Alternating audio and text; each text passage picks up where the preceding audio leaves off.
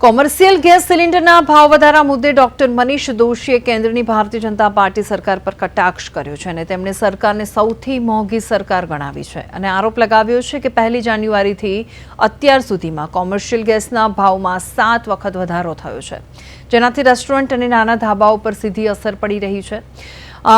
દોશીએ જણાવ્યું કે 2026માં ગેસના ભાવમાં ₹1500 સુધીનો વધારો નોંધાયો છે અને ભાવ ₹3100 સુધી પહોંચવાની શક્યતા છે અને સાથે જ તેમણે પેટ્રોલ ડીઝલના ભાવમાં પણ વધારો થવાની આશંકા વ્યક્ત કરી છે અને સરકાર પાસે ઉપલબ્ધ જથ્થાની વિગતો જાહેર કરવાની પણ માગણી કરી છે। ગુજરાત અને સમગ્ર દેશની અંદર